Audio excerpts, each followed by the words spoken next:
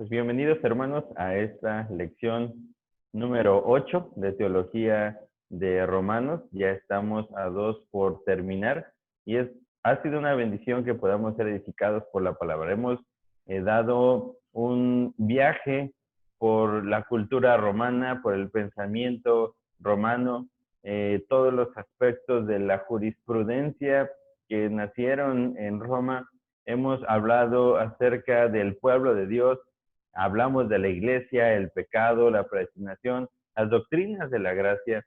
Y en esta ocasión hemos de hablar de los deberes cristianos.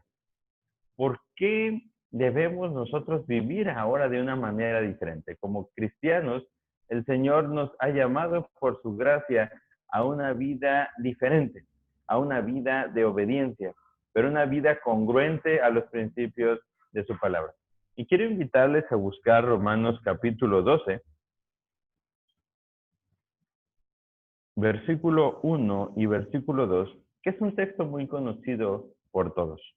Dice este texto: Así que, hermanos, os ruego por la misericordia de Dios que presentéis vuestros cuerpos en sacrificio vivo, santo, agradable a Dios, que es vuestro culto racional.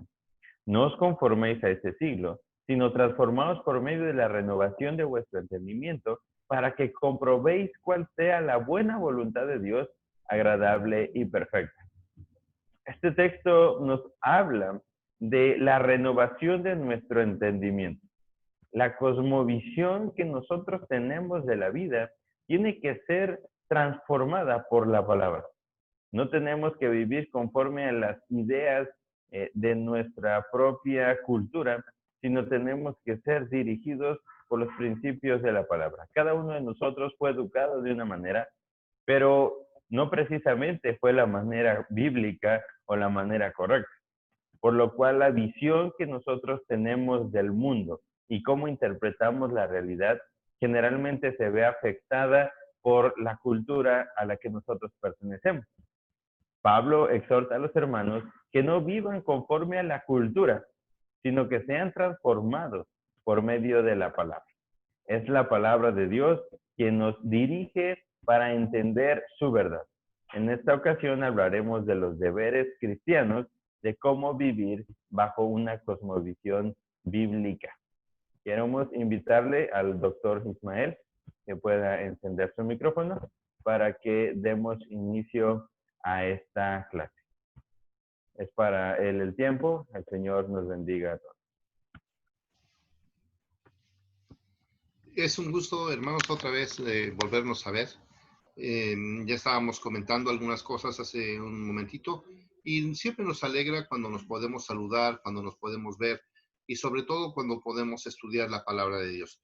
Hemos estado estudiando, como fuimos introducidos hace unos minutos, acerca de la teología de Romanos. La teología de Romanos, hermanos, en verdad que es sorprendente.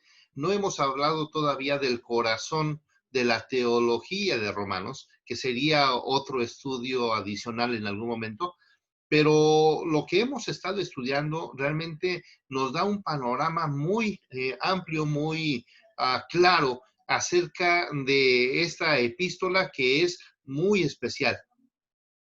Es una epístola sobresaliente en el sentido de que en un solo lugar tiene todo un sumario de la doctrina y de muchos aspectos que se mencionan en las demás epístolas.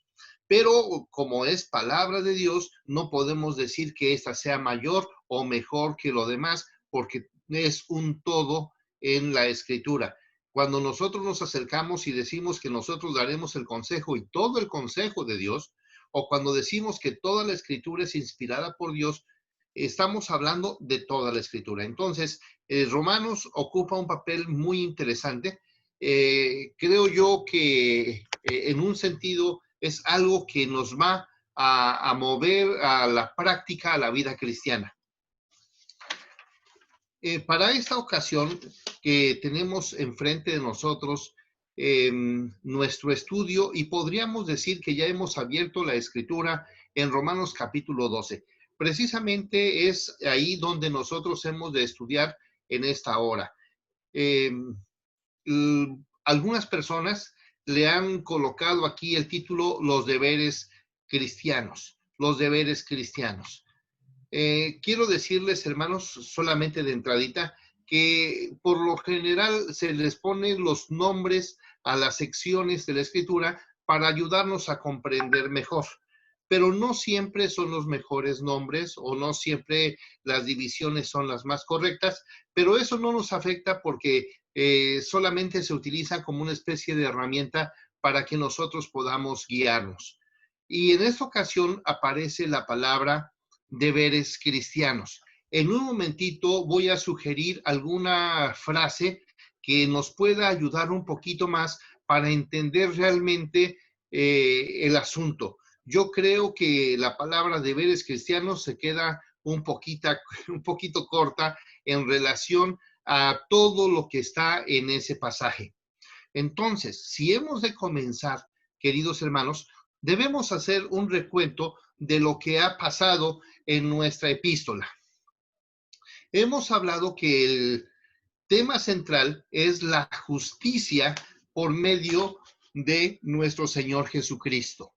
La justicia de Dios por medio de nuestro Señor Jesucristo. Y comenzamos con una tablita que se parece más o menos a la que ya tenemos enfrente. Y tenemos ahí, Epístola a los Romanos, tema central, la justicia de Dios por medio de Jesucristo. Y tenemos 3 secciones. La sección del capítulo 1 al capítulo 8 es la revelación de la justicia de Dios.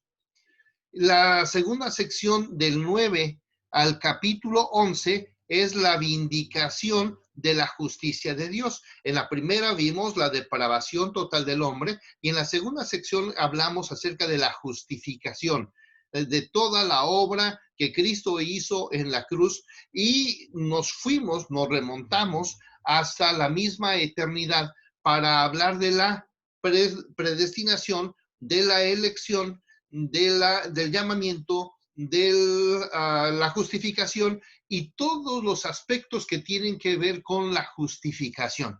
Entonces, en esas 2 secciones del capítulo 1 al 8 y del 9 al 11, podríamos decir que estamos hablando de cosas muy importantes y muy aplicables para poder entender la doctrina que nosotros tenemos. Pero la doctrina no funciona, jamás va a funcionar si no tiene la otra parte que es la parte práctica. Ninguna enseñanza en la vida va a ser efectiva si solamente nos vamos a la cuestión teórica. Si solamente vamos a la parte doctrinal, pero no vamos a la parte práctica, automáticamente esto no va a funcionar. Entonces, la tercera sección es precisamente la que nos toca hoy. ¿Qué es lo que nos toca? Nos toca la aplicación de la justicia de Dios. Y esa también se puede dividir en varias secciones. Por ejemplo, del capítulo 12 y capítulo 13 encontramos la justicia de Dios demostrada a través de los deberes cristianos. Ese capítulo nos podría presentar 4 áreas muy interesantes. 1, nuestros deberes hacia Dios. 2, los deberes hacia los creyentes. 3, nuestros deberes hacia la sociedad. Y 4, hacia el Estado. Y hermanos, ya imagínense qué interesante será que podamos estar entrando a cada una de estas áreas con el enfoque correcto que hemos de mirar en un momentito. Por el otro lado, también en esa sección encontramos el capítulo 14, 1 hasta el 15, 13, y ahí nos habla también de esa justicia demostrada, la justicia de Dios demostrada a través de la libertad cristiana. Y aquí vamos a ver nuestros deberes hacia nuestros hermanos en la fe, pero que son débiles. Aquellos hermanos no que son retrasados, sino que apenas han comenzado la vida cristiana y que por lo mismo les llevamos algunos años de experiencia y ellos tendrán que ir aprendiendo poco a poco y en algunas cosas todavía falta madurez. Pero eso, bueno, todos sabemos que la vida cristiana es todo un proceso y en el camino vamos aprendiendo muchas cosas que son para nosotros muy importantes. Dicho esto, entonces necesitamos llegar directamente a esta parte del capítulo.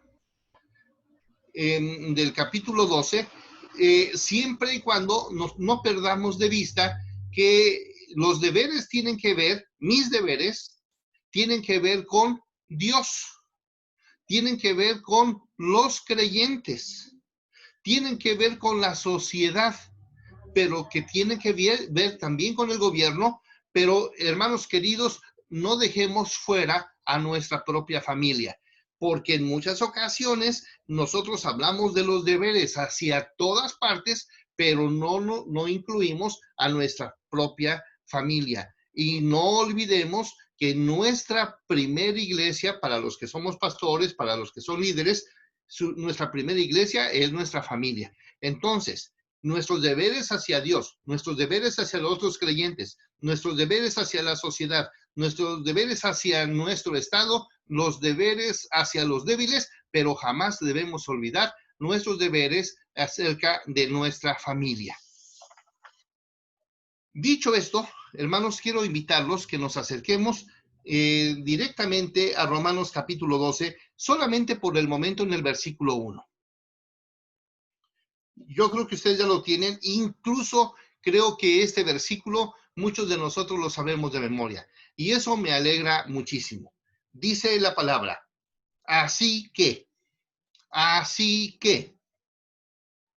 como hilando el capítulo número 11, ahora con el 12, así que, hermanos, os ruego por las misericordias de Dios, por todo lo que Dios ha hecho en nuestras vidas o en sus vidas, que presentéis vuestros cuerpos en sacrificio vivo.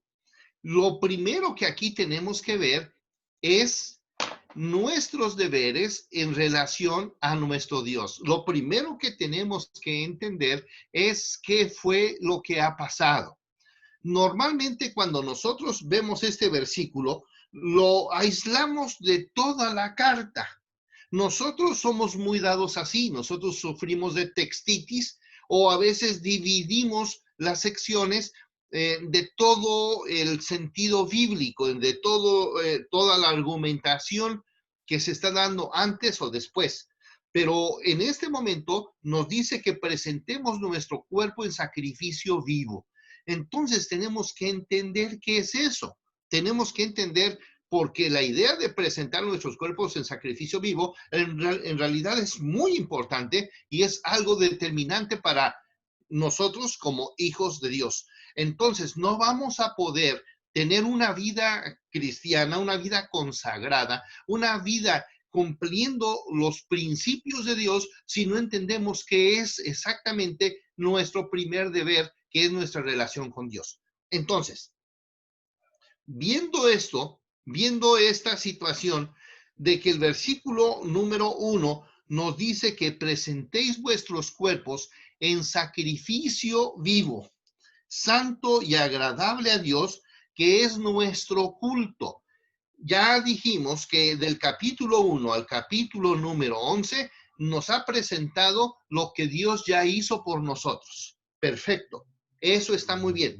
Ahora, lo que va a suceder es que mi primer deber se va a notar en mi respuesta con Dios. Ahora voy a presentar un culto, mi vida se convierte en un culto desde la mañana hasta la noche, por toda la madrugada y por toda la vida.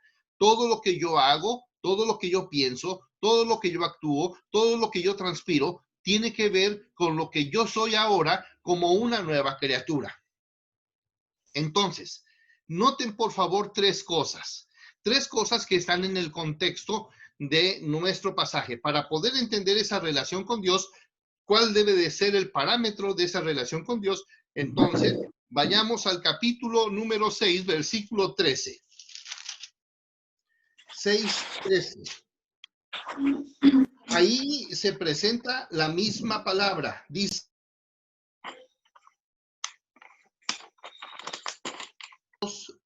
al pecado como instrumentos de injusticia.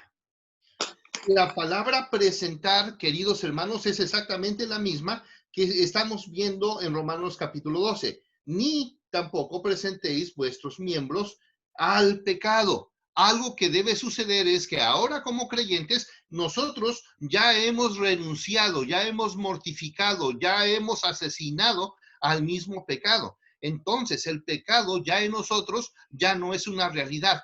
Ya no puedo presentar mis miembros al pecado como un instrumento de iniquidad. Pero el mismo versículo nos aclara. Sino, usa la misma palabra, sino, presentaos vosotros mismos a Dios como vivos de entre los muertos. Nosotros ahora nos vamos a presentar a nuestro Dios como muertos, como muertos al pecado, pero vivos para Dios. Por eso dice que nos presentemos a nosotros mismos, a Dios, como vivos, como vivos. Yo estoy vivo para Dios, vivimos para Dios, disfrutamos de Dios y gozamos de Dios. Y vuestros miembros a Dios como instrumentos de justicia. Entonces, aquí cobra un sentido muy interesante. ¿Por qué? Porque no solamente voy a presentar mi cuerpo en sacrificio vivo sin un sentido de lo que está pasando, sino que ahora, a partir de este momento, ya el pecado ya no debe ser una realidad de nosotros. La situación ha cambiado, la situación se ha tornado totalmente radical. La vida cristiana ha aparecido, la vida transformada ha aparecido. Entonces, el creyente ahora solamente piensa en el pecado en el sentido de la naturaleza humana, pero no en el deseo del creyente. El creyente ya no tiene nada que ver con el pecado en el sentido de su deseo, ya no hay deseo. Y si hubiese alguna inquietud, alguna tentación, nosotros ya sabemos que no podemos presentar nuestro cuerpo hacia el pecado, porque no somos instrumentos de injusticia, ni tampoco instrumentos de iniquidad, sino somos instrumentos de Dios, que somos instrumentos de justicia. Por eso dice el versículo 14, porque el pecado no se enseñoreará de vosotros, pues no estáis bajo la ley, sino bajo la gracia. Esa gracia es la que ahora nos presenta de una forma muy interesante, de una forma tan impactante. ¿Por qué? Porque ha sucedido algo totalmente transformador. Yo alabo a Dios porque ahora están pasando cosas totalmente interesantes. Ya no voy a presentar mi cuerpo hacia el pecado porque no soy instrumento de iniquidad. Entonces soy un instrumento de justicia. Pero vayamos al versículo 18 de esa misma parte. Y libertados del pecado, libertados del pecado. Vinisteis a ser siervos de justicia. Entonces, aquí, queridos hermanos, estamos viendo exactamente lo mismo. Ya no podemos presentar nuestros cuerpos de ninguna forma que no sea para la santidad. Entonces, en este pasaje encontramos 4 veces la palabra presentarse, presentarse, presentarse, presentarse. Pero el sentido entonces es, el creyente ya ha renunciado a todo lo que se llama pecado. Por eso ya puede presentar un culto a Dios. Por eso su vida se convierte en un culto. Ahora, como creyentes, mi vida es un culto porque puedo presentar un sacrificio vivo. Me puedo presentar como un sacrificio vivo donde ya no estoy viviendo bajo los deseos pecaminosos de otro momento. Eso realmente, hermanos, es interesante. Ha pasado algo. Entonces, ¿cómo debe ser nuestro culto? ¿Debe ser inteligente? Claro que es un culto racional. Es un culto entendido. Es un culto que se piensa. Y entonces toda mi vida es un culto, pero un culto inteligente. Un culto donde dice el pasaje que es un sacrificio vivo, santo y agradable a Dios. Algo totalmente diferente a la situación de los sacrificios judíos. Se llevaba un animalito puro, gracias a Dios, que se buscaba un cordero, un becerro, un ternero, se buscaban para ofrecerlo en un sacrificio como una ofrenda a Dios. Y entonces ahora el culto del creyente y la ofrenda a Dios es nuestra propia vida, pero una vida santificada, porque a partir del momento de la justificación entramos al proceso de la santificación y entonces ha habido un cambio de chip muy interesante. Esto a mí me alegra mucho porque han pasado varias cosas y Pablo lo dice de varias formas. Por ejemplo, en Romanos 8, que hemos estudiado en varias ocasiones, dice: ahora pues, ninguna condenación. Sí, es verdad, ya lo dijimos, ya no hay ninguna condenación. Ahora pues, ninguna condenación hay para los que están en Cristo. Escucha bien la palabra. Para los que están en Cristo. Me gusta mucho la palabra en Cristo. En Cristo. ¿Qué significa en Cristo? De modo que si alguno está en Cristo, significa que de modo que si alguno ya pertenece a Cristo, si ese creyente ya ha creído, ha sido transformado por Dios, entonces ese creyente que pertenece a Él está dentro de Cristo. Escuchen bien, hermanos, esto me encanta. ¿Por qué? Porque ya no soy una entidad libre. Ahora mi vida está escondida en Dios.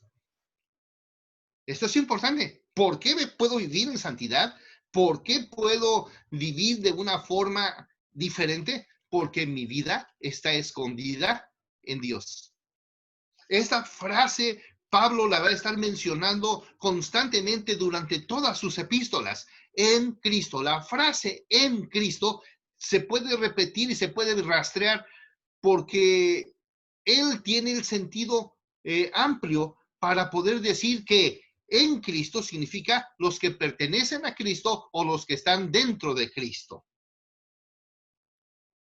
Si Cristo está en mí, queridos hermanos, ¿cómo no va a suceder? Vea usted la siguiente lámina. Esa lámina nos va a ayudar mucho. En Cristo. Ahora, encontramos otra idea ahí mismo. Pablo nos presenta la misma idea de esa unión, de esa relación, de ese compromiso con Dios. Primero nos dice que estando en Cristo, de modo que si alguno está en Cristo, nueva criatura es. Luego, la palabra, la preposición ya no es en Cristo, sino es con Cristo.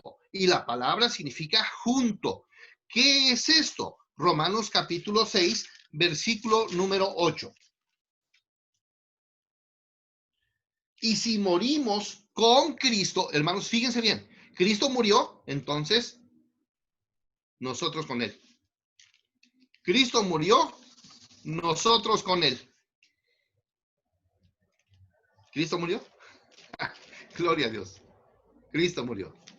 Cristo murió. Pero nosotros ya morimos con Él. Hay un versículo hermosísimo de Gálatas: con Cristo estoy juntamente crucificado y ya no vivo yo, mas vive Cristo en mí.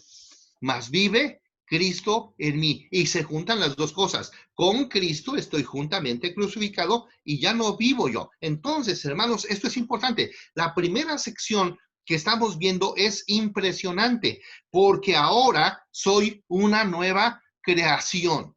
Soy una nueva creación. ¿Qué es lo que está sucediendo ahora? Si estoy en Cristo, si estoy con Cristo, entonces soy una nueva creación.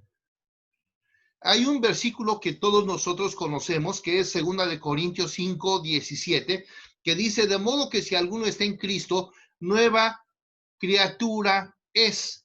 Y sí me gusta la frase nueva criatura es. Sí, sí me gusta, claro que sí. Me encanta. Solamente que en el pasaje en griego no dice criatura, dice creación. Gracias, hermano Abdel, aquí lo alcancé a ver. Una nueva creación. Somos una nueva creación. Hermanos amados, eso se convierte en algo maravilloso. ¿Por qué? Porque nuestra relación con Dios se convierte en algo tan especial porque la creación que Dios hizo en los 7 días fue una creación milagrosa, una creación esplendorosa. Dice la Escritura, y vio Dios que era bueno. Entonces fue una creación impactante. Pero escúchenme bien, la muerte de Cristo Jesús en la cruz del Calvario es tan milagrosa que ahora hace de nosotros una nueva creación. Entonces, estamos hablando de una relación con Dios tan maravillosa porque somos una nueva creación. Yo no sé qué esté pasando en este momento en sus mentes. No sé qué esté pasando en sus mentes. Pero mientras estaba yo entendiendo este pasaje y esta clase, yo dije, esto es sensacional. ¿Por qué el creyente ya no puede pecar? ¿Por qué el creyente es diferente? ¿Por qué el creyente está siendo transformado totalmente? Porque es una nueva creación. Y no solamente lo dice 2 Corintios 5:17. No, queridos hermanos, busquen por favor Gálatas 6:15. Hermano Ismael, léenos por favor Gálatas 6:15.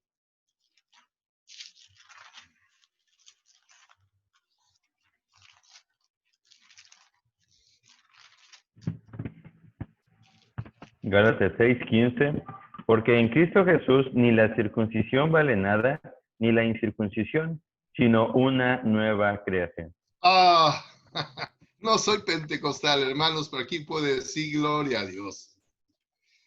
Sí, soy una nueva creación. Sí, en Cristo Jesús ni la circuncisión ni la incircuncisión son nada, sino una nueva creación. En Cristo Jesús hemos sido recreados. En Cristo hemos sido recreados.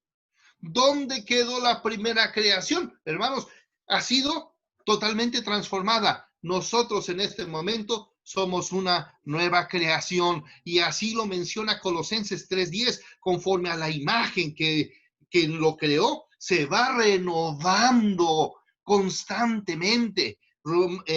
Colosenses 3:10 también es impactante.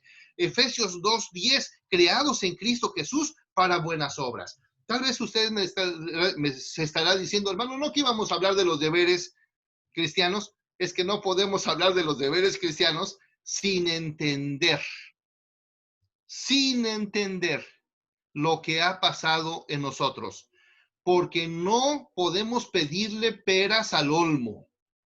No puede haber santidad, no puede haber transformación, no puede haber deberes, ni actitudes, ni moralidad, ni nada, si no ha habido una nueva transformación. Por eso, queridos hermanos, esta parte de nuestra lección es determinante. Esto es determinante. No podíamos pasar esto por alto. Entonces, primero tenemos que entrar con nuestros deberes con Dios. Y nuestro deber con Dios, número 1, es que nos presentemos como sacrificio, como ofrenda viva, santa, agradable a Dios, que todo eso es nuestro culto inteligente. Esto en verdad que es emocionante. Claro que sí, ¿cómo no nos vamos a emocionar? ¿Cómo no va a pasar algo aquí? Entonces, después de esta primera parte que tiene que ver en nuestra relación con Dios, viene la segunda parte que tiene que ver también con nuestra relación con Dios. No me voy a conformar a ese siglo, ya no puedo transformarme. Queridos hermanos, ya no puedo amoldarme, ya no puedo conformarme a este siglo, porque ya no quepo, porque ya cuajé diferente. ¿Por qué utilizo la palabra cuajar?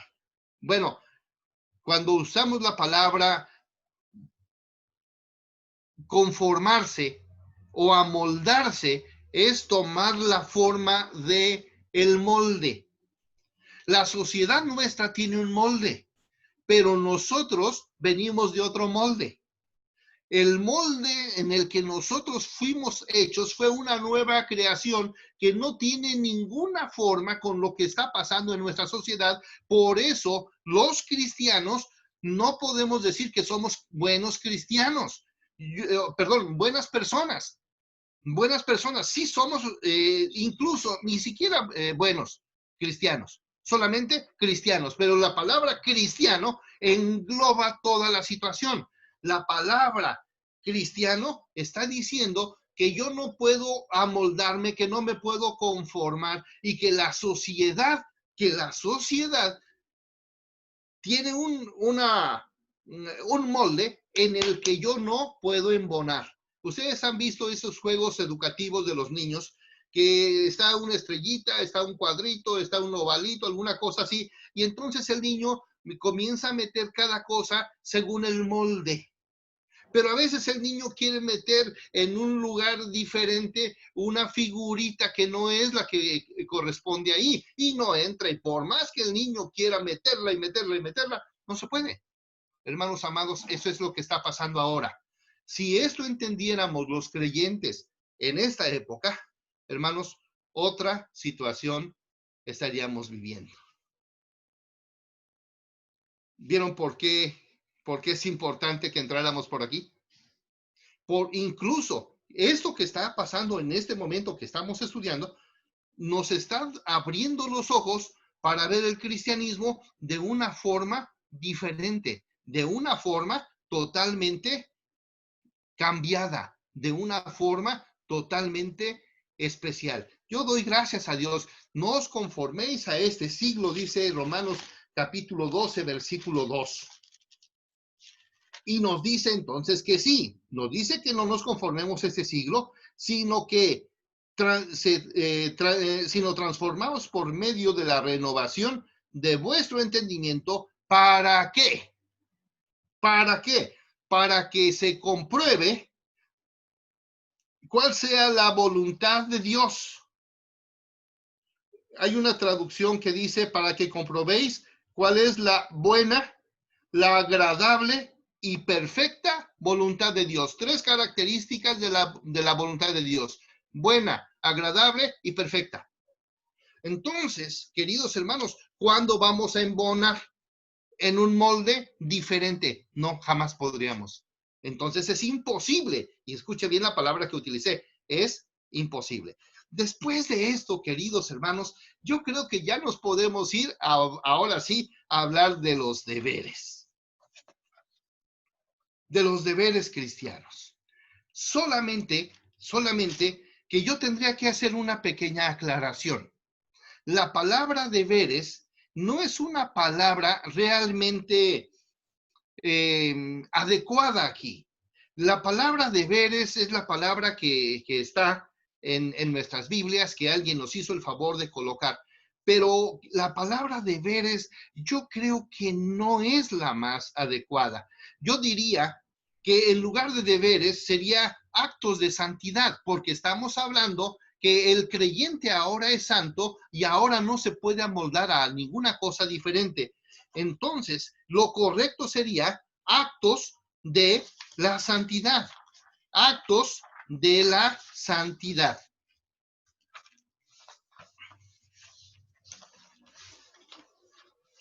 Aquí necesitamos ver varias cosas. Fíjense bien. Los deberes de los cristianos es lo que nosotros podemos entender. Yo diría algo diferente. Los actos de santidad de los cristianos, porque yo no pienso que lo correcto sea la palabra deber, sino los actos de los santos. Los actos de los santos. Entonces, ven ustedes, si hablamos de deberes, Nos suena a opcionales o nos suena a obligaciones.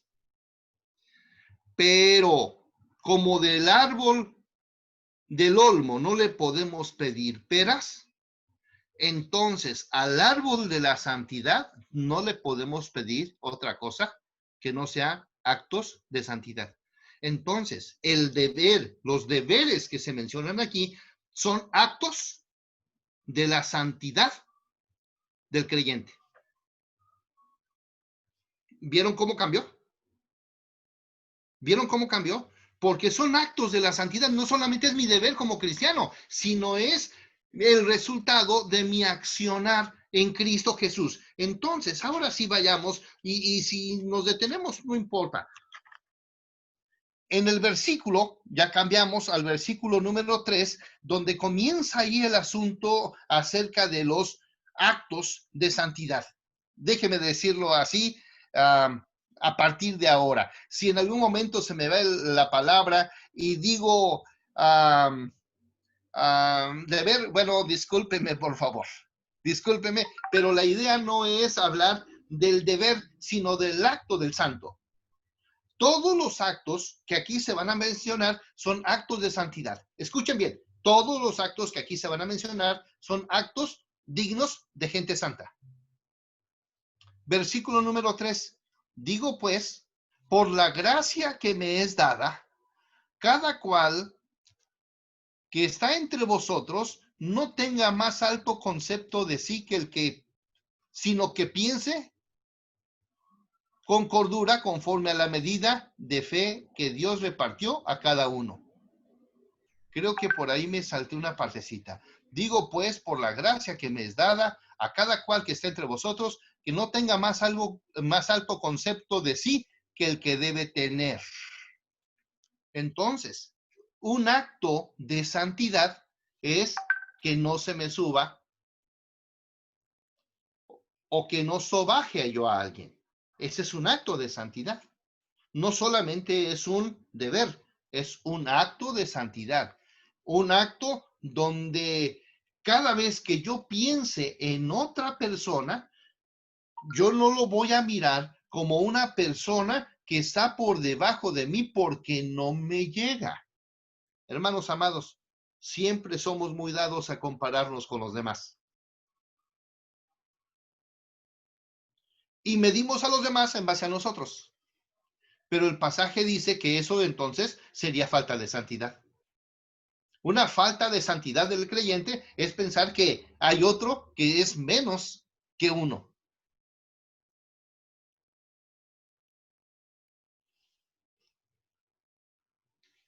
Este primer acto de santidad está para abrir. Incluso aquí ya podríamos comenzar la discusión. Aquí ya podríamos comenzar las discusiones. Que ninguno tenga más alto concepto de sí. Hermanos, yo soy Ismael Cortés, hijo de Jesucristo, hijo de Dios, llamado por Dios, nada más.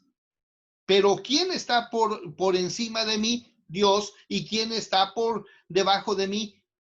Nadie. Todos somos iguales. Y si somos compañeros en el ministerio, todos somos iguales. Y si estamos hablando de creyentes, todos somos iguales. Entonces yo no puedo pensar que yo sea mejor que nadie, ni usted es mejor que nadie. No lo somos.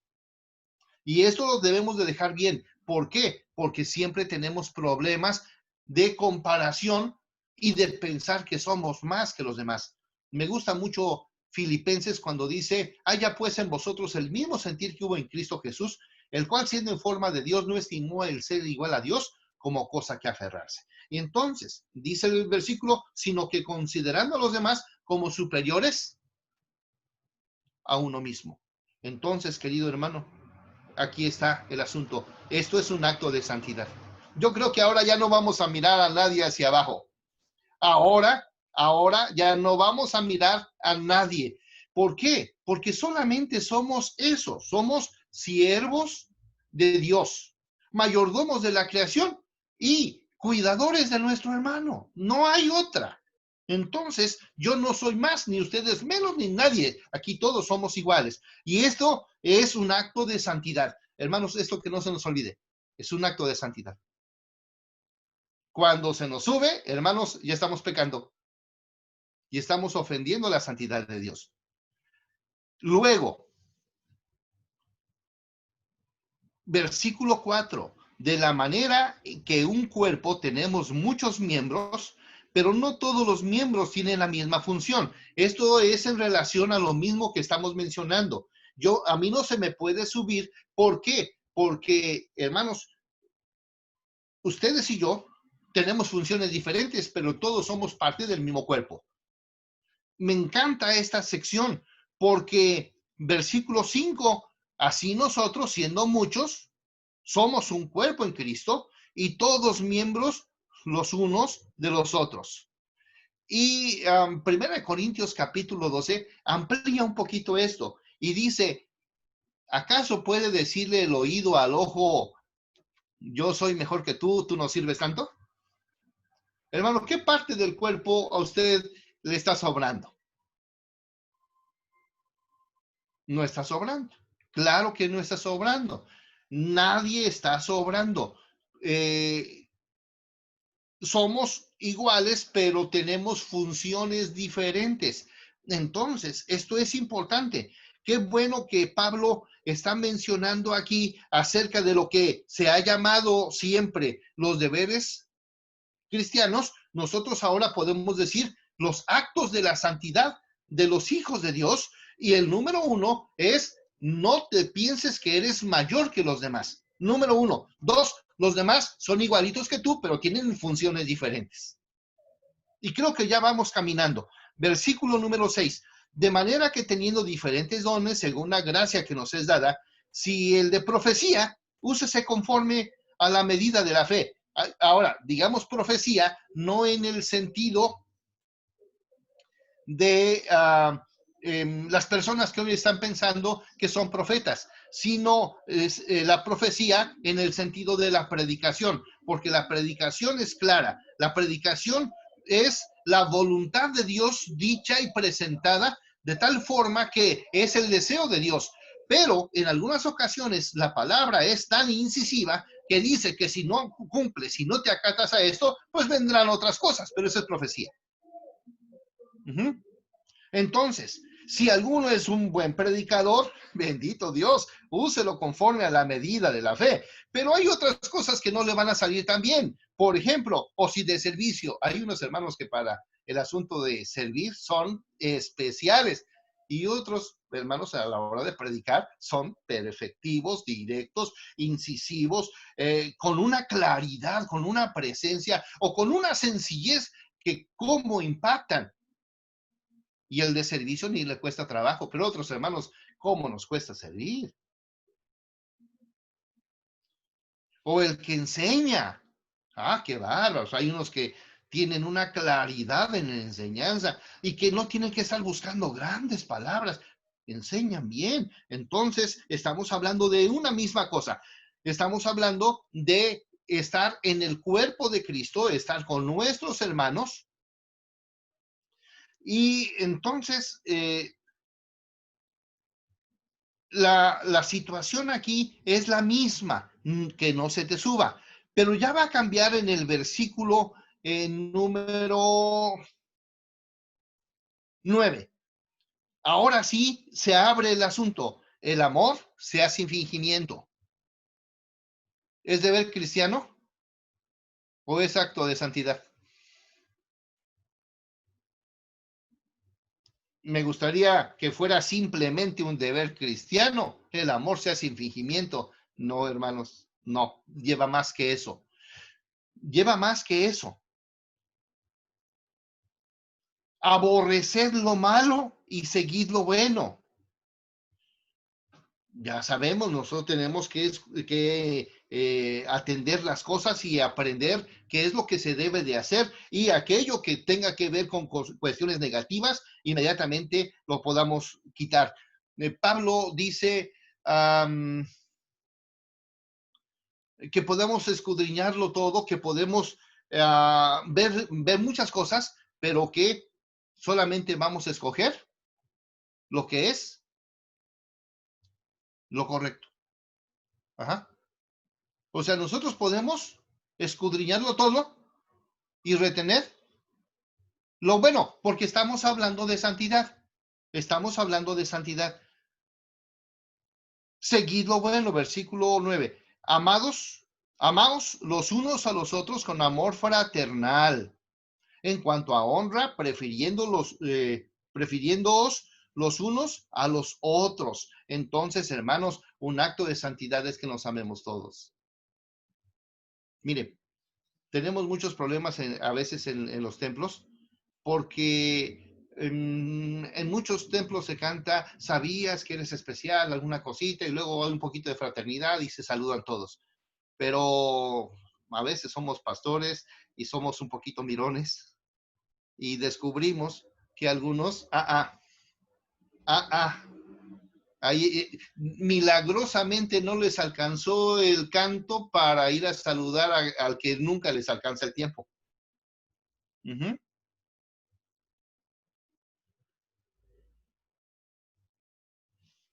Cuidado, cuidado. ¿Por qué? Porque entonces, hermanos, este acto de santidad es importante. Si nosotros no aceptamos a las demás personas como son y si nosotros no los amamos como debemos de amarlos, entonces, hermanos, estamos fallando porque no es solamente mi deber, es mi pecado el que no me está dejando que yo trate a mi hermano en una forma correcta. En lo que requiere diligencia, no perezosos, fervientes en espíritu, sirviendo al Señor. Ese versículo es interesante, en lo que requiere diligencia, en lo que nosotros tengamos ya un compromiso, hermanos, tomémoslo no solamente como deber, lo tomemos como nuestro acto de santidad. Versículo número 12, gozaos en la esperanza. ¿Cómo debemos estar nosotros como cristianos?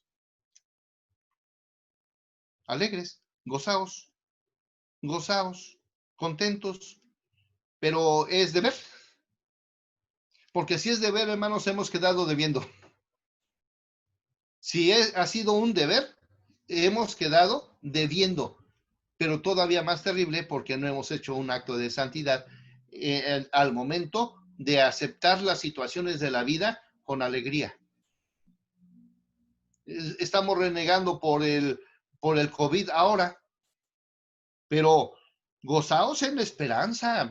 Estemos contentos porque mañana vamos a estar mejor. Y no estoy hablando solamente de optimismo, estoy hablando de algo que es importante en la vida cristiana. Sufridos en la tribulación, aguántense. Como creyente, aguante la situación. Esté contento en la esperanza. Pero como creyente también sufra lo contento. Y siga constante en la oración, no solamente es deber. Estoy insistiendo, hermanos, estoy remarcando el asunto para que nos quede claro que son actos de santidad mucho más que deberes. 13. Compartiendo con las necesidades de los santos y practicando la santidad. Voy a ir rapidito. Bendecid a los que os bendicen y bendecid también 14. Bendecid a los que os persiguen y bendecid y no maldigáis. Bueno, a veces bendecimos a los que nos tratan bien, pero aquí dice que a los que nos persiguen, que los bendigamos y no los maldigamos, que nos gocemos con los que se gozan y que lloremos con los que lloran y que seamos unánimes entre nosotros, no altivos, ya regresó al tema del principio, sino asociándonos con los humildes, no seáis sabios en vuestra propia opinión, ya regresó al tema anterior. 17, no paguéis a nadie mal por mal, procurad lo bueno delante de todos los hombres, y si es posible, en cuanto dependa de vosotros, estad en paz con todos los hombres. No os venguéis unos a otros, no os venguéis vosotros mismos, amados míos, sino dejad lugar a la ira de Dios, porque escrito está, mía es la venganza, dice el Señor. Y si tu enemigo tuviere hambre, dale de comer. Versículo 21, no seas vencido de lo malo, sino vence con el bien el mal. Hermanos, noten por favor los actos de santidad. ¿Por qué? Porque aquí viene algo para los romanos. Los romanos no tenían un carácter de esta forma. Estos rasgos son los rasgos del creyente. Estos son los rasgos de un hombre que ha sido transformado por la gracia de Dios. Y esto los que somos pastores tenemos que enseñarlo con toda claridad. No son cosas opcionales, son cosas prácticas, pero que están mostrando todo lo que nosotros debemos de hacer como actos de una vida totalmente transformada. Bueno, yo voy a caminar un poquito más, voy a caminar un poquito más, y después vienen los deberes acerca de las autoridades. Hermanos, nosotros tenemos una situación muy fuerte porque no aceptamos realmente al Estado, al gobierno, como, como autoridad nuestra. Pero algo que tenemos que hacer es que ese pasaje de Romanos capítulo 13, versículo 1 al 14, nos dice que nos sométase toda persona a las autoridades superiores, porque no hay autoridad sino de parte de Dios. Otro acto de santidad es que oremos por las autoridades. Aquí imagínese a Pablo viviendo en la misma casa que le sirvió de cárcel y presentando que tenía que amar y querer a las autoridades.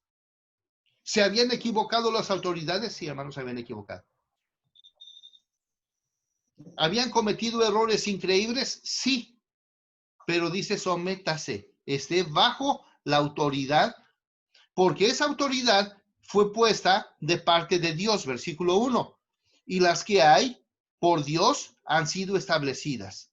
De modo que quien se opone a la autoridad, a lo establecido por Dios, resiste cuando nosotros no aceptamos lo que las autoridades están haciendo, cuando están haciendo lo correcto, porque hermanos, tenemos que hacer algo claro. Dice la Biblia que nosotros vamos a aceptar lo que nos enseñen y nos pidan las autoridades, siempre y cuando ellos no se salgan de lo pedido por Dios. Cuando ellos están haciendo lo contrario, hermanos, nosotros debemos de seguir rígidos. Y la Biblia sí nos dice, porque son establecidas por Dios. Y el que resiste a las autoridades, a Dios resiste. Porque los magistrados no están para infundir temor al que hace el bien, sino lo malo. ¿Quieres, pues, no temer a la autoridad? ¿No quieres que te levanten una multa o que te llegue ahí el policía? Pues solamente haz lo que tienes que hacer, porque ellos están puestos para eso y entonces ellos van a cuidar esa parte. El capítulo número 14, el capítulo número 14 nos habla acerca de cómo vamos a recibir a los hermanos en la fe. Y también está incluido, queridos hermanos, dentro de la parte de los deberes, porque los deberes abarca desde el capítulo número 12 hasta el capítulo número 15, porque el 16 realmente ya son saludos. Pero aquí en este momentito, los deberes para con los débiles de la fe. O sea, en otras palabras, ¿cómo vamos a tratar a nuestros hermanos en Cristo? ¿Cómo los vamos a tratar? El que come, no menosprecie al que no come, y el que no come, no juzgue al que come, porque Dios le ha recibido. En una época donde los mismos débiles en la fe están diciendo que lo que se come es algo incorrecto, algo pecaminoso. Y entonces él dice, no, pues tenemos que aceptarlos y tenemos que tratar de entenderlos. Queridos hermanos, sigue el pasaje y nos sigue presentando toda una serie de cosas que tienen que ver con la relación que tiene que ver con Dios. Pero quiero terminar esta parte donde dice, porque el reino de Dios no es comida ni bebida, sino justicia, paz, gozo en el Espíritu Santo, porque el que en esto sirve a Cristo agrada a Dios y es aprobado por los hombres.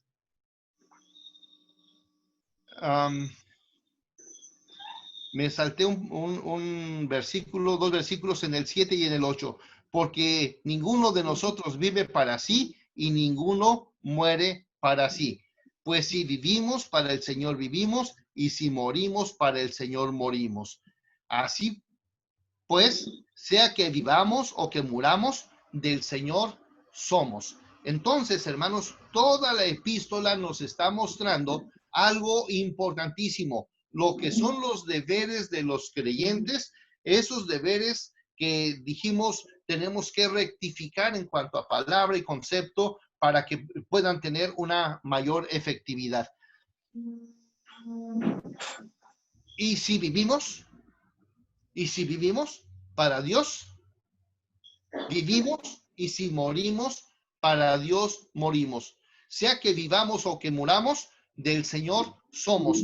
Y esto ya cambia todo el concepto, porque los romanos no pensaban de esa forma. Ellos querían ser independientes totalmente de Dios, querían hacer sus propias cosas, y ahora el nuevo creyente, la persona transformada, ahora va a vivir de una forma especial.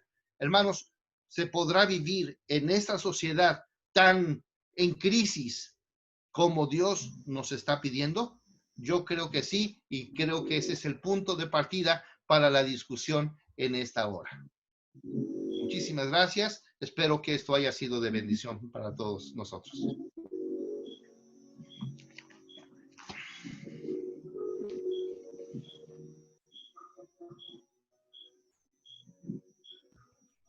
Muchas gracias, pastor. En realidad nos confronta con nuestra realidad, nos confronta con nuestra manera de pensar y también nos ayuda a ver la vida como se ve en la Escritura.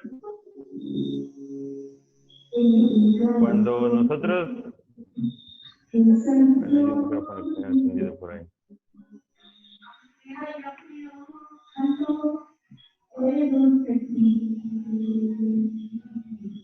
Hay un micrófono que está encendido por ahí, si me pueden ayudar a identificarlo.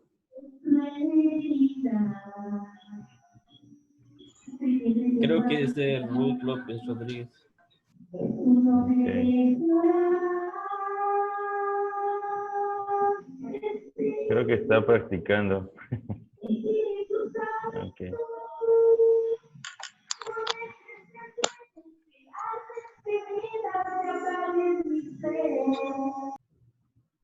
No sé qué pasa, pero de repente se le enciende su micrófono.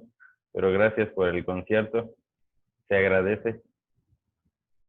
En realidad hemos estado estudiando este pasaje de la Escritura y hemos ido comprendiendo algunos aspectos que tienen que ver con la palabra de Dios aplicada en nosotros. Hemos visto durante esta clase el fruto del Espíritu. Cuando se estaba hablando acerca de el cambio de nombre, inmediatamente vino a mi mente la escritura que dice el fruto del Espíritu es amor, gozo, paz, porque si no hay Espíritu, no hay santidad. Si no fuimos llamados por el Señor a la obediencia, entonces no podremos reaccionar de una manera coherente a los principios de la palabra. Entonces, es importante que nosotros veamos esta parte, que nosotros podamos ir comprendiendo el fruto del Espíritu. Ahora, también me llamó muchísimo la atención el hecho de la cosmovisión del romano. Si ustedes recuerdan en la segunda clase, la clase del panorama de la cosmovisión de los romanos tenían algunas aspiraciones básicas en su vida, que era tener un nombre, tener gloria, tener honor, ser superiores. Y eso era parte de su cosmovisión. Eso era parte de su forma de pensar. Y entonces Pablo se acerca a los cristianos y les dice, momento, ustedes no van a vivir de esa manera, sino que tiene que ser transformada su forma de vivir. Su vida ya no va a reaccionar en base a los mismos principios con los que reaccionaban en otro tiempo. Y me parece Muy, muy importante que nosotros podamos ver este aspecto tan diferente de la cultura de Romanos. Hay algunos asuntos que nosotros tenemos que comentar y como ya ha llegado ese tiempo del diálogo, ese tiempo de la reflexión, pues quisiera invitarles a comentar estas situaciones. Hemos hablado de que Dios nos ha transformado y somos regenerados, no degenerados. Eso fuimos en otro tiempo. Ahora somos regenerados. Y me llamó la atención el aspecto de la recreación. Se dijo, somos nueva creación. Uno de los conceptos teológicos que se tocaron en esta clase es ese concepto, la regeneración. Pero no es una remodelación de la vida, sino es una recreación. ¿Qué podríamos comentar a esta situación?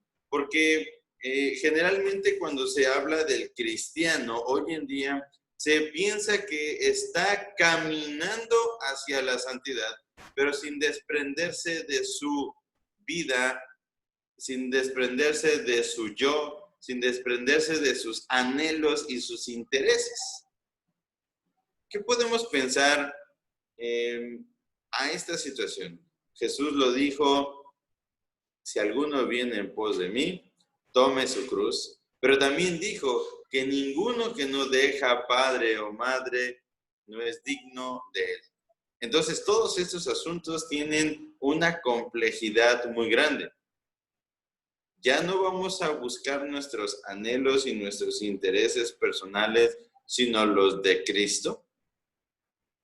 Nuestro plan de vida no será ese, sino será el plan de Cristo para nosotros. Pastor David Escobar, ¿qué nos podría comentar usted acerca de esto? ¿Somos regenerados? ¿Volver a la imagen y semejanza de Dios con el cual fuimos creados?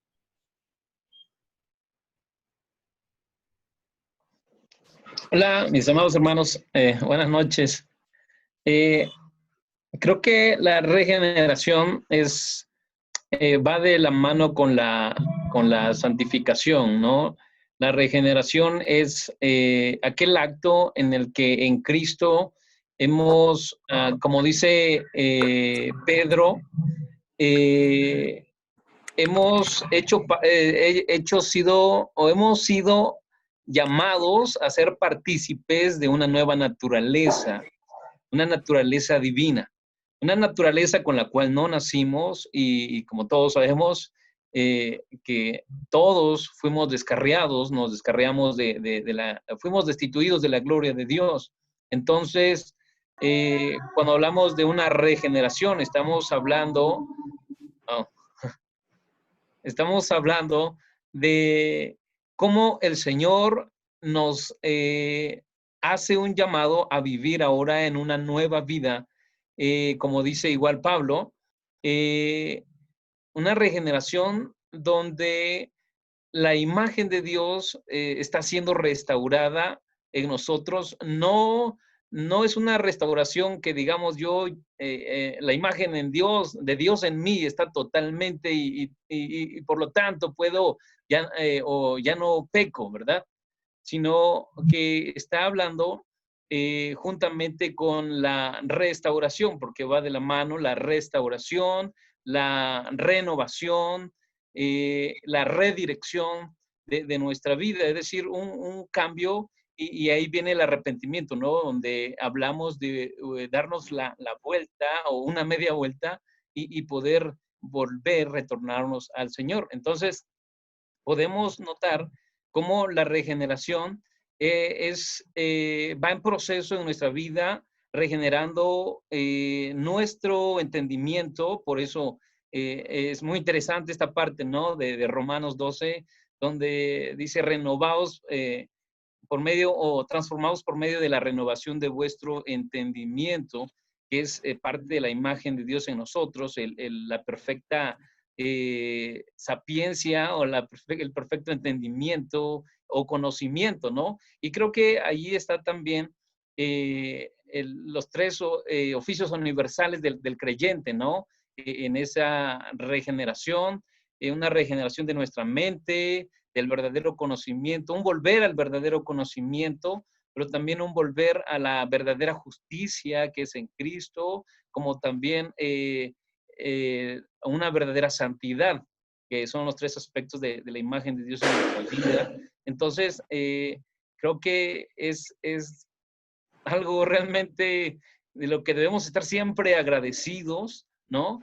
Y como se dice, que ahora nosotros en el estado de gracia podemos no pecar, ¿no? Y es lo que hemos aprendido acerca del morir cada día. Y hermanos, realmente cuesta morir, es una lucha continua. Y creo que en muchas ocasiones, bueno, al menos en mi persona, anteriormente estaba pensando, bueno, ya soy santo y pues ya, ¿no? Ya con eso tengo, ¿no? Pero realmente entendiendo todo este proceso, ¿no? Y por la palabra sabemos que ahora la santidad es algo que proviene de Dios, ¿no? Es algo donde nosotros no participamos, Él nos hace santos, pero ahora la santificación es donde nos toca ahora a nosotros participar, ¿no? Es la participación activa ahora dentro de esta nueva naturaleza que por gracia del Señor estamos de pie. Gracias, pastor. Y es que no sé si ustedes dimensionan el choque cultural, filosófico, que Pablo está presentando a los hermanos de Roma en este momento.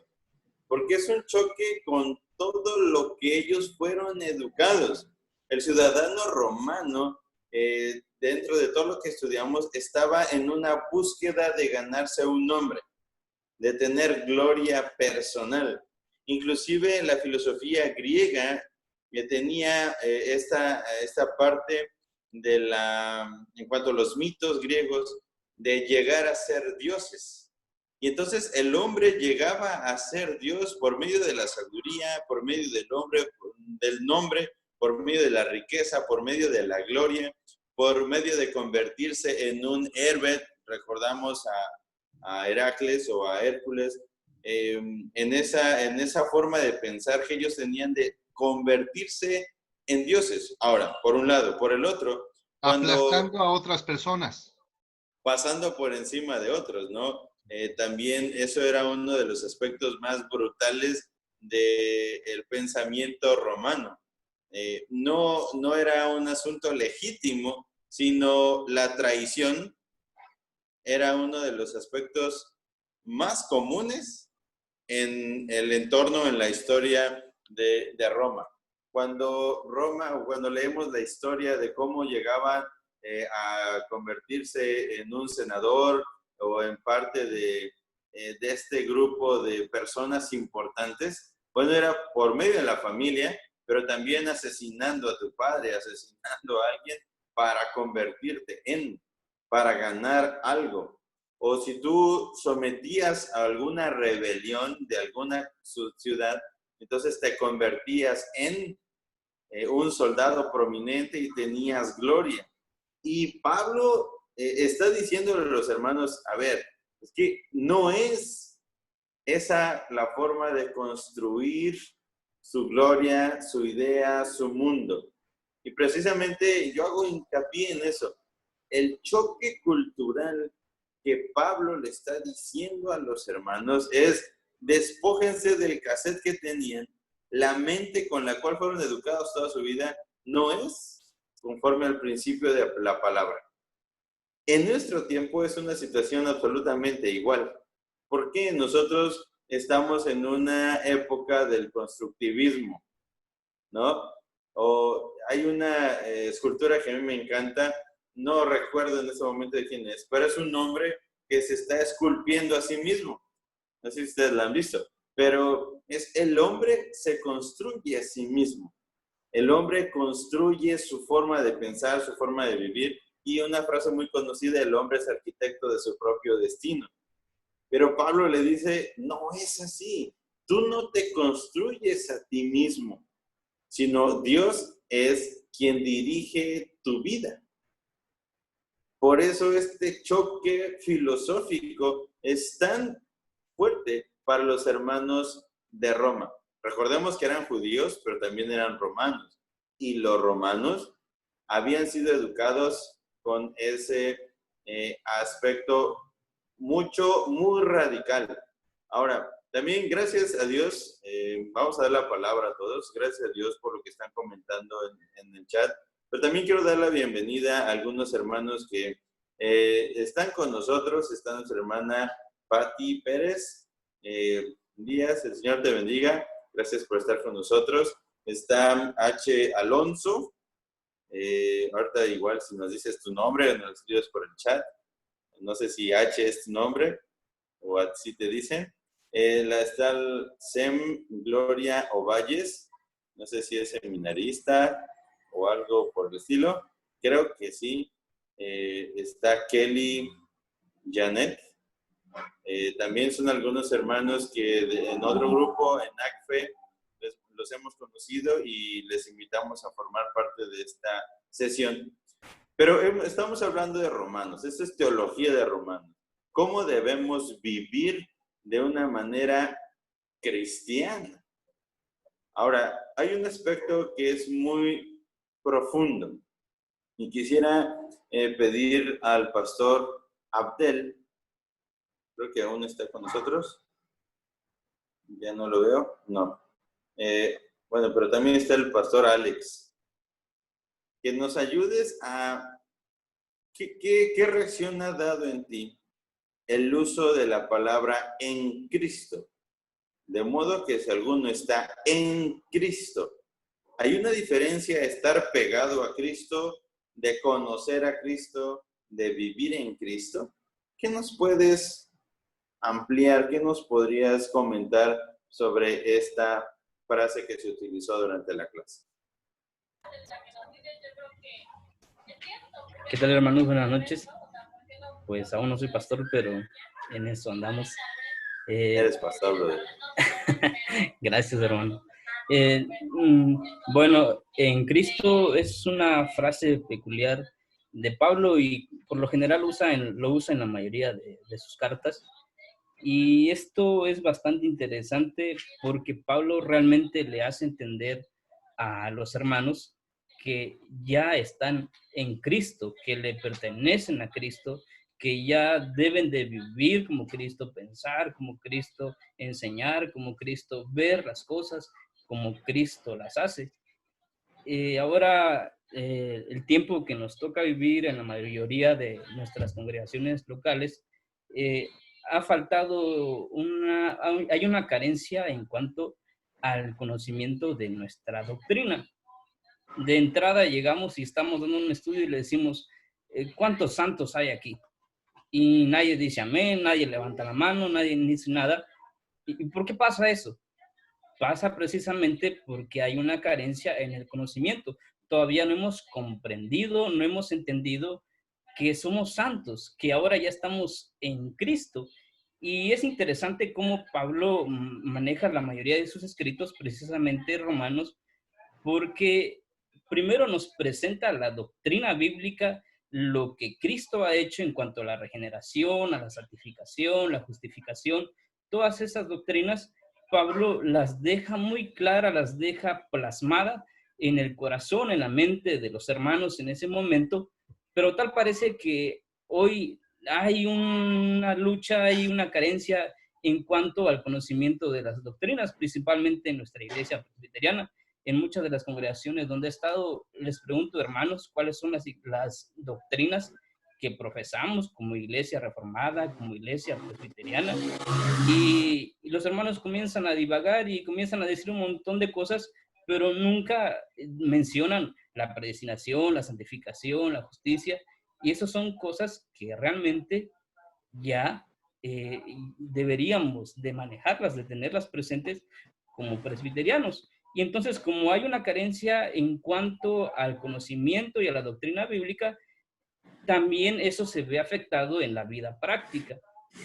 Hablamos de lo que estamos viviendo, la contingencia actual, la pandemia.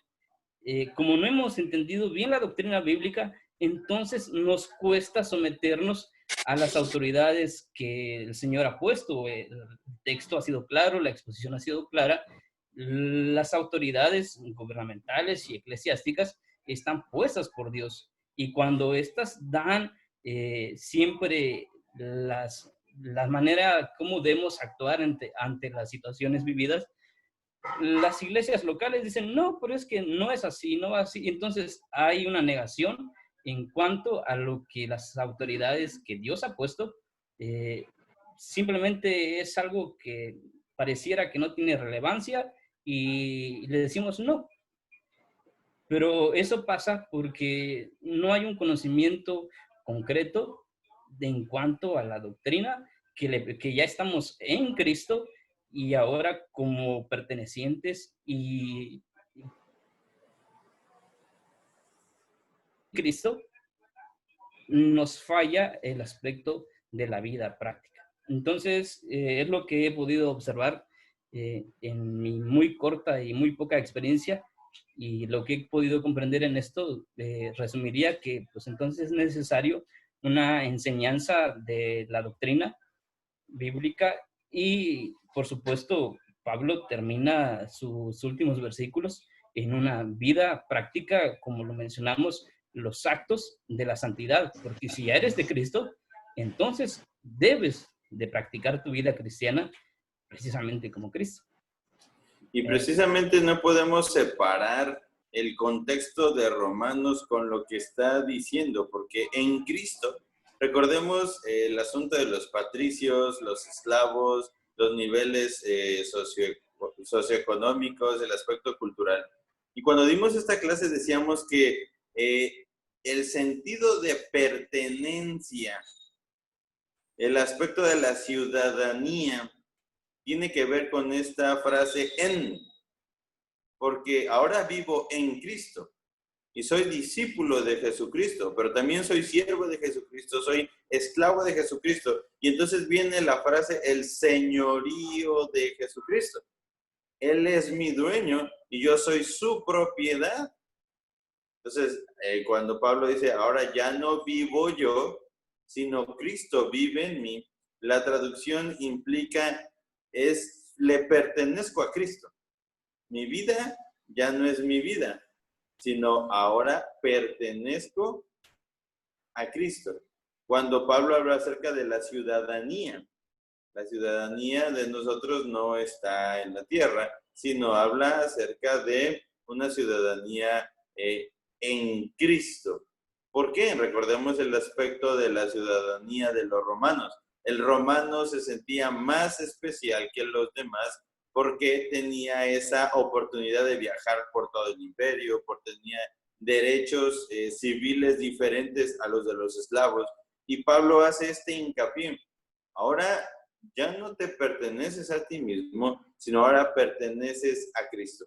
Un tema que quisiera preguntarles, porque lo he escuchado en muchas predicaciones y quisiera que ustedes nos ampliaran, es ¿cómo se dice y qué implicación tiene ello? ¿El fruto del Espíritu o los frutos del Espíritu? ¿Cómo se dice? ¿Quién nos quiere responder esta pregunta? ¿El fruto del Espíritu o los frutos del Espíritu? ¿Quién nos lo quiere responder? Adelante. Les damos la oportunidad. Pueden prender su micrófono.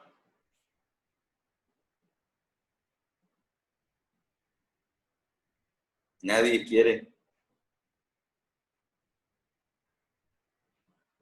¿Quién dice yo? o aplicamos la dedocracia como como buenos estudiantes de derecho romano, utilizaremos la dedocracia. Entonces, Miguel nos acaba de responder el fruto del Espíritu. Muy bien, pero ¿por qué el fruto del Espíritu? ¿Nos puedes ampliar, Miguel, por qué el fruto y no los frutos? ¿Te escuchamos?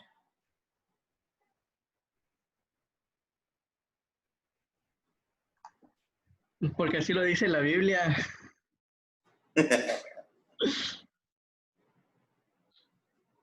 Y tú ves a la Biblia, por eso así es. Pues sí. No, bueno, yo considero que al final que es el fruto porque al final de cuentas, es una sola, todas esas palabras que se menciona, al final de cuentas se convierten en una sola cosa que nosotros debemos manifestar. Es decir, todos estos aspectos nosotros como persona lo debemos de manifestar eh, ante el mundo. No es que yo solamente voy a expresar amor y no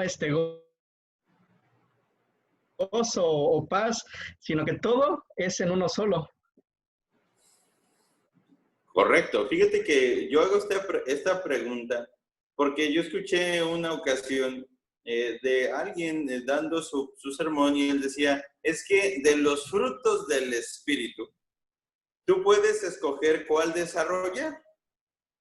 Y yo me quedé así, a ver, espérame tantito. Entonces, ¿es los frutos o el fruto? Porque lo que nosotros hemos estudiado hoy es que el fruto son de entrada esas 9 cosas: amor, gozo, paz, paciencia, benignidad, bondad, fe, mansedumbre y templanza. Contra tales cosas no hay ley. Es decir, todos esos aspectos son cosas que el Señor ha transformado en nuestra vida y debe reflejarse por lo menos esas 9 cosas.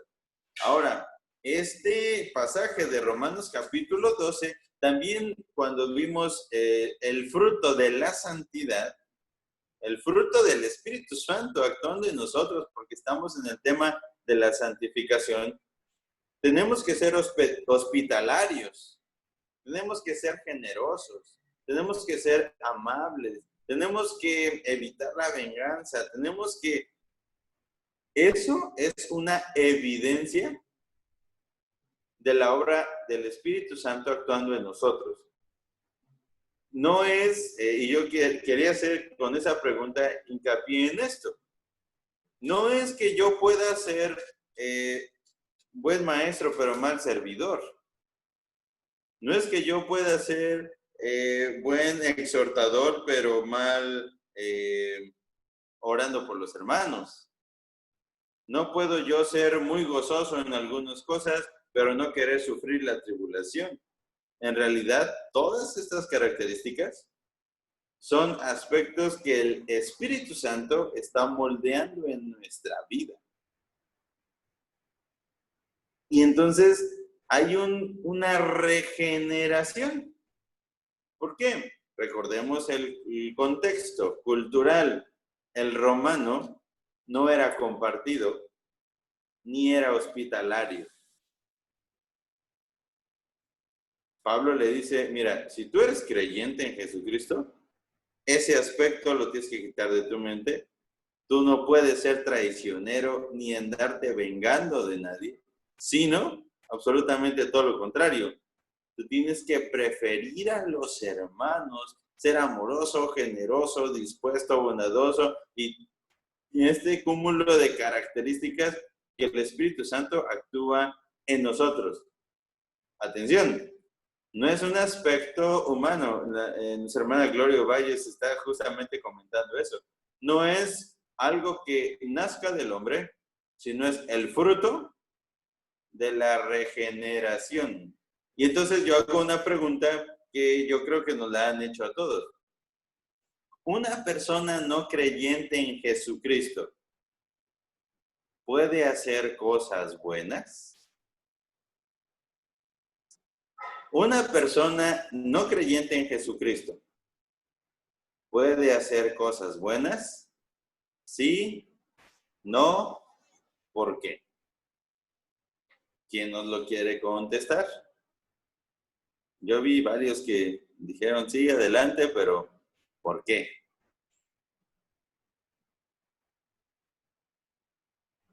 Moisés, adelante, te escuchamos. Bien, tiene mucho que ver la cosmovisión y tiene mucho que ver las subjetividades, porque para los romanos ellos creían que sí hacían cosas buenas, porque recordemos que también ellos hacían cosas hacia sus dioses politeístas. Entonces, las supuestas obras buenas lo hacían precisamente para vanagloria o para aceptar el perdón de su Dios en ese sentido, o también en el sentido de verse que hacía las cosas buenas. Para los demás, esa persona dentro del ámbito político podría hacer varias cosas para satisfacer al pueblo y el pueblo podría pensar que estaba haciendo cosas buenas. Sin embargo, esa persona lo hacía para vanagloria, para sentirse como un dios. Y eso también podríamos nosotros caer en esa subjetividad errónea. En filosofía se conoce como la yoidad. Primero yo, el último yo y solo yo. Y entonces, en este ámbito ya el propio apóstol Pablo lo decía, no por obras para que nadie se gloríe, sino que todo lo que debemos de hacer lo hacemos por fe y lo hacemos para glorificar al Señor en ese sentido. Por eso el catolicismo romano actual sigue haciendo obras supuestamente de caridad, supuestamente buenas, pero en realidad no son obras que, digámoslo así, bajo la cosmovisión cristocéntrica, bajo la cosmovisión de Dios, no están enalteciendo ni glorificando el nombre del Señor. Esa sería la participación. Fíjese que es buena la respuesta, porque se está diciendo que el hombre hace cosas buenas, pero no para la gloria de Dios, sino para su propia gloria. Vi tu reacción, Alonso. Dijiste que sí. ¿Por qué sí? Queremos escucharte. No es un sí, simplemente que a los ojos de los hombres parecen buenas las obras. Y si nos vamos a Efesios 2:10, por ejemplo, dice, somos hechura suya, creados en Cristo Jesús para buenas obras, las cuales Dios preparó de antemano para que anduviésemos en ellas. Pero si no se tiene en Cristo, ya lo mencionaron, es para vanagloria. Y es contado por pecado. Sí, en temas antes, o todos los que estudiamos teología, sabemos que cuando un hombre que no es regenerado hace obras aparentemente buenas, le son contadas por pecado. Es como cuando quisiéramos ofrecer agua a alguien, pero se lo damos en un vaso sucio. Entonces, no es una obra buena. Solo podemos hacer buenas obras cuando estamos en Cristo, estamos dentro de Él y hemos sido regenerados por Él. Entonces van a ser buenas obras porque las obras provienen de la fe. La fe produce obras. Ese es el detalle. Ok, interesante. Porque es una postura válida. Pero Alex había comentado algo acerca de la gracia común. ¿Te escuchamos, Alex? Espero no meterme en líos, pero aquí tenemos doctores para que nos ayuden. Bueno, creo que aquí hay algo que se enfatiza un poco, es la gracia común. Recordemos que Dios, al crear todas las cosas, el medio aquí que está obrando es el Espíritu Santo. Y entonces el Espíritu Santo, por ahí también se ha de comentar que incluso en los impíos, los no creyentes, también tienen el Espíritu Santo, precisamente por la obra de Dios, la gracia de Dios en esas personas. Y entonces, al hablar de buenas obras, pues ya nuestros documentos, como el hermano lo acaba de mencionar, incluso el Catecismo de Fe de Westminster, la Confesión, son muy claras. Las buenas obras solamente son a través de la fe y, por supuesto, de un hombre regenerado. Pero, ¿qué hay entonces de un hombre que no es cristiano, que no es creyente en Jesucristo, cuando pasa a un mendigo y le da un vaso de agua? ¿Lo contamos como buena obra o como una mala obra? Y ahí creo que es el punto esencial de que las personas en cierto momento pueden hacer una obra buena para beneficiar al prójimo, pero porque Dios ha insertado ese conocimiento, lo que Pablo también dice, por tanto que todo conocimiento lo ha impregnado en el corazón del hombre, lo que podíamos hablar de conciencia, pero es parte de la obra, de la gracia de Dios, la gracia común, que ese favor que Dios tiene con el hombre impío, porque el Salmo dice que el sol, las lluvias caen sobre buenos y sobre malos. Entonces podríamos decirse que no es tanto el hombre, sino es la obra de Dios a través de ese hombre por medio de su Santo Espíritu, porque también debemos entender que aún la mente impía o de los pecadores sigue siendo gobernada por la obra de Dios. Hasta aquí mi comentario, hermano. Hasta aquí mi reporte, Joaquín. Es interesante la postura de todos porque la Escritura nos habla acerca de las obras. Y se han tocado tres aspectos interesantes. Uno acerca de la salvación, no es por obras, en verdad. Y estas buenas obras son un fruto de Dios en nosotros. Ahora, quisiera que fuésemos a Isaías capítulo 64, versículo 6, donde nos dice que un hombre sí puede hacer buenas obras, pero no precisamente porque las haga son justas. Y podrían ser agradables delante de Dios, dice Isaías 64, 6. Si bien todos nosotros somos como suciedad, y todas nuestras justicias como trapo de inmundicia, y caímos todos nosotros como la hoja, y nuestras maldades nos llevaron como viento. Es decir, una persona puede hacer cosas buenas, pero esas cosas buenas siguen sin ser agradables delante de los ojos de Dios por su condición de pecado. Es por medio del Espíritu Santo que cuando somos regenerados, todas esas obras ahora sí se convierten en frutos agradables delante del Señor.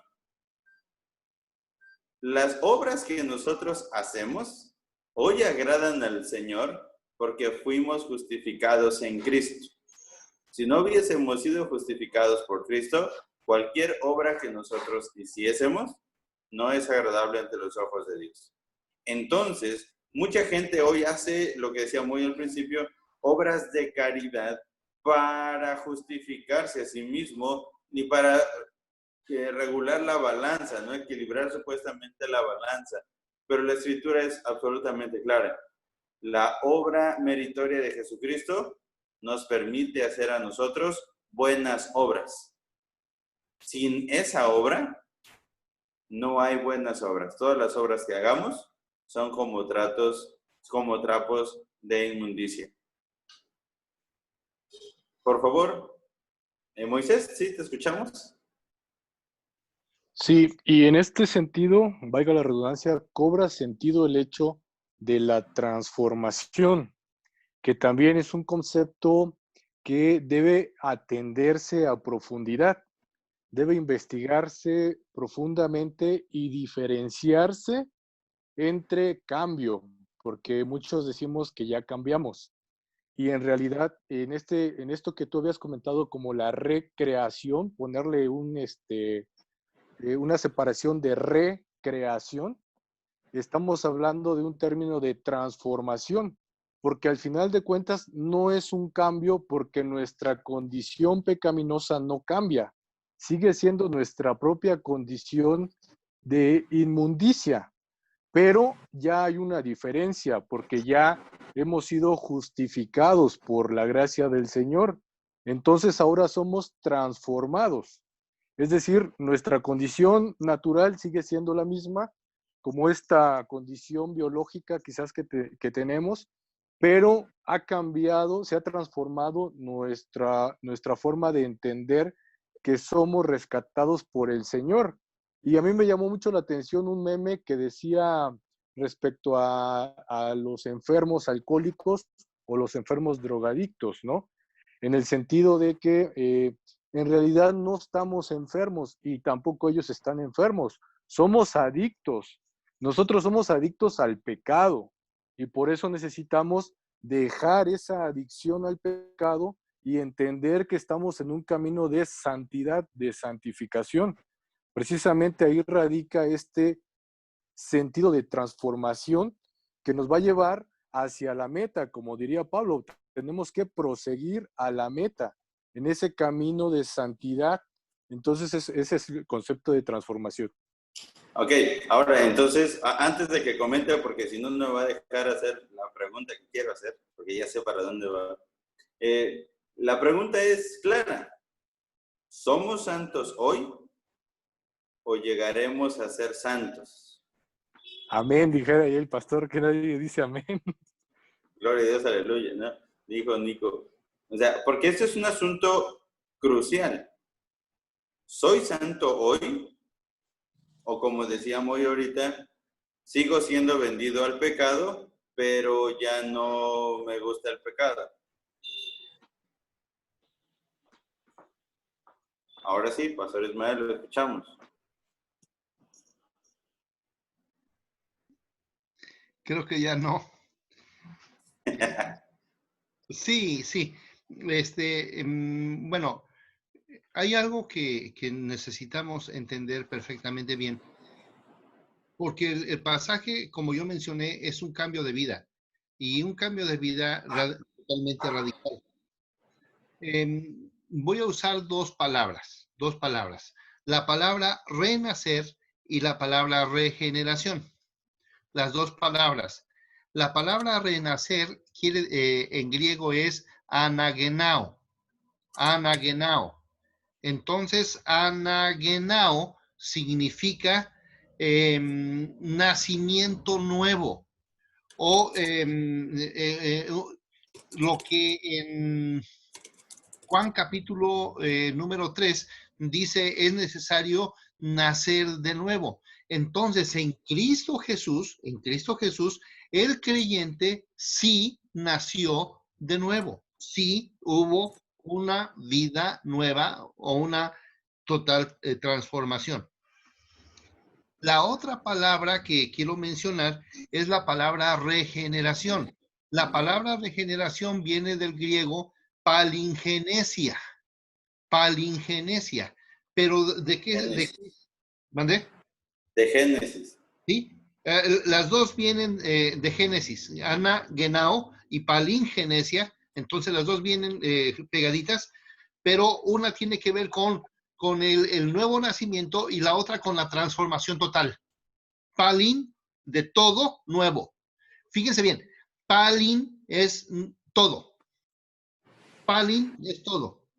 Genesia es todo nuevo. Entonces, en Cristo Jesús sí somos totalmente nuevos. No podemos decir que somos usaditos y que nada más se le dio una mediana limpiadita, una pequeña restauración. No. Fue una total y absoluta renovación. Transformación. Por eso se utiliza como transformación. Entonces, aquí sí me gustaría que quedara bien claro que la conversión realmente es una realidad en los creyentes. El nuevo nacimiento es una realidad en los creyentes. Entonces, no podemos estar pensando en que, bueno, pues voy a seguir llevando mi vida como la he estado llevando. No, no, no, no, no, no, no. Si hoy estás entendiendo esto, entonces debe haber una transformación absoluta. Gracias, pastor.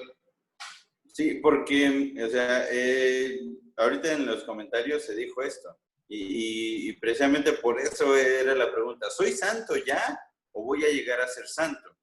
Porque soy santo ya significa que Él ya me compró, ya me perdonó, ya me limpió, ya me justificó, ya me adoptó.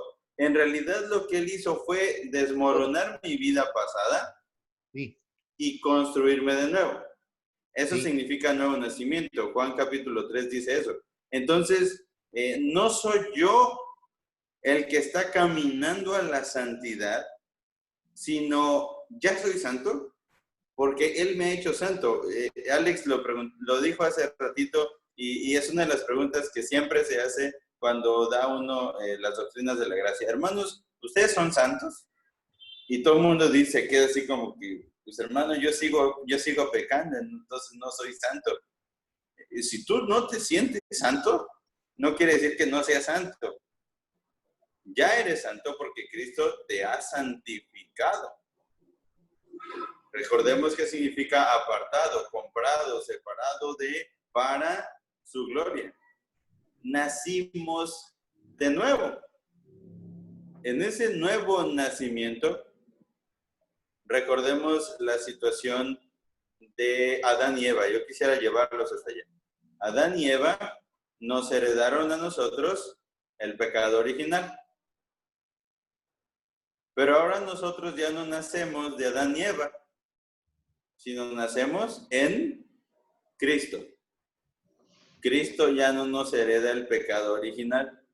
Ya no somos culpables de pecados, ni somos esclavos del pecado, sino ahora vivimos una nueva vida en Cristo.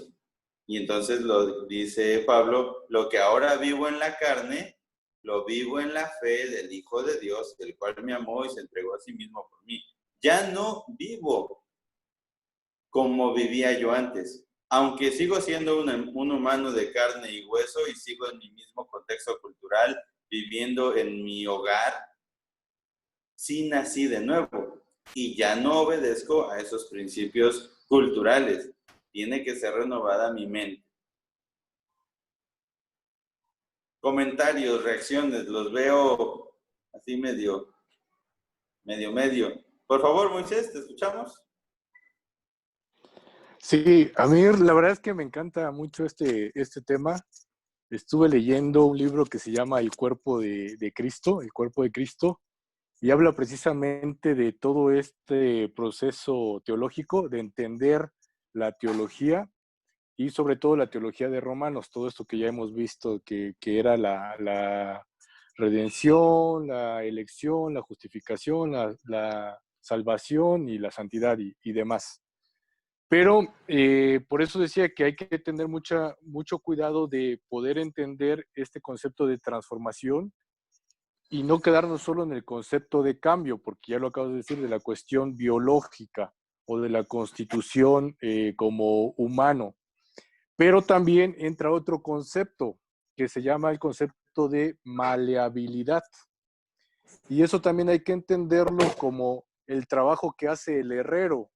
Cuando hay un programa en History Channel que es una competencia de herreros para ver quién hace la mejor arma.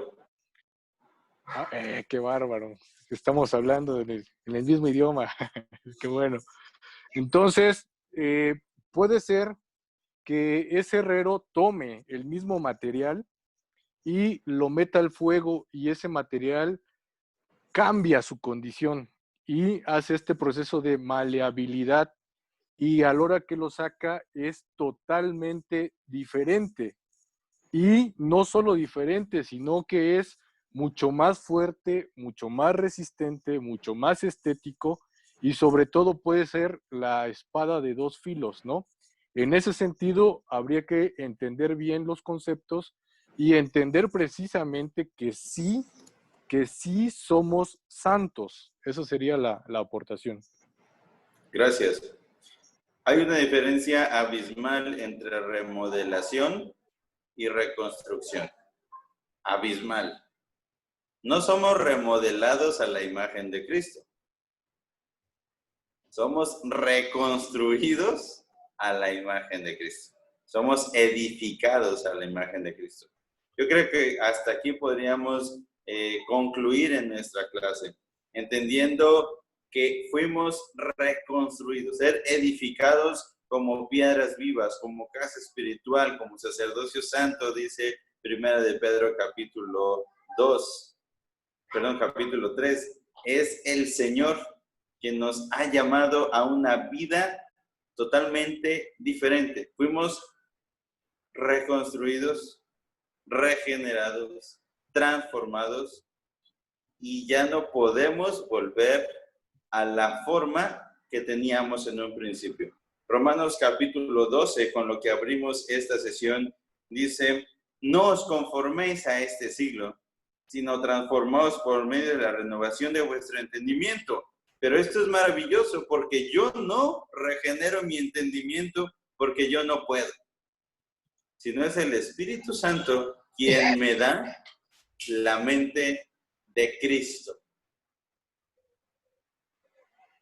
Ya no pienso como yo pensaba, sino el Espíritu Santo ha transformado mi vida. Dice el texto: para que comprobéis cuál sea la buena voluntad de Dios, agradable y perfecta.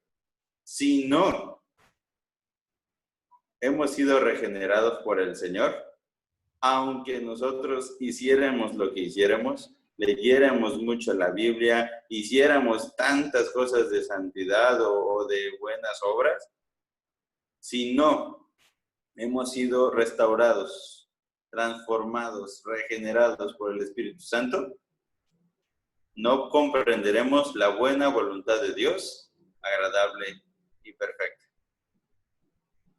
Hermanos, es por la gracia del Señor que esta obra completa ha hecho en nosotros, y hemos hablado que es una obra trinitaria, y lo seguiremos hablando en la siguiente clase, la obra trinitaria de la regeneración.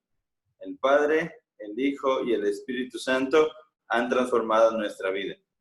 Muchas cosas podríamos comentar, muchas cosas podríamos añadir, pero es tiempo también de concluir nuestra sesión. Muchas gracias a todos, hermanos, que han estado con nosotros. Gracias a aquellos hermanos que hoy se pudieron conectar. Les invitamos que las siguientes sesiones también puedan conectarse con nosotros. Estamos en la clase número 8 de Teología de Romanos. Únicamente nos faltan 2. Ya estamos pensando cuál va a ser el siguiente curso. También les invitamos a inscribirse en el curso y formar parte de esta comunidad de personas que estamos estudiando la palabra para conocer y enseñar la verdad revelada. Gracias a todos, hermanos, por estar en esta ocasión. Gracias, Pastor Ismael, por darnos la conferencia. Invitamos a todos que podamos inclinar nuestro rostro y orar a nuestro Dios dando gracias a Él por esta clase. Te damos gloria, Señor, porque tú has sido bueno, porque en tus maravillas nos has transformado. Señor, tú nos rescataste de nuestra vana manera de vivir y de pensar. Y entendemos hoy, porque tu palabra nos ha dicho, que somos nuevas criaturas. Nuestra mente ya no piensa como pensaba antes y ya no vamos a reaccionar como lo hacíamos antes. Aunque vivimos en una ciudad, en un contexto cultural particular, ya no somos ciudadanos de este lugar, ni nos conduciremos según sus normas ni sus reglas. Pero, Señor, viviremos conforme a la obediencia a ti, sujetos a tu gracia, caminando conforme a tus mandatos. Señor, ayúdanos a vivir en esta comunidad como hijos tuyos, siendo personas que expresen tu gracia, que seamos un testimonio vivo de la transformación que has hecho en nuestra vida. Tu palabra nos dice que tenemos que ofrecer nuestra vida en sacrificio vivo, santo y agradable a ti. Nuestra vida, gracias a que tú la transformaste, ahora es diferente. Te rogamos que nos permitas aprender más de ti y ser ejemplos de tu gracia. Te damos gloria, Señor, por esta clase que nos has permitido recibir. Te rogamos que nos confrontes aún más y que nos permitas atesorar esto en nuestro corazón y llevarlo a la práctica. Te damos gloria en nombre de Cristo Jesús, nuestro Salvador. Amén.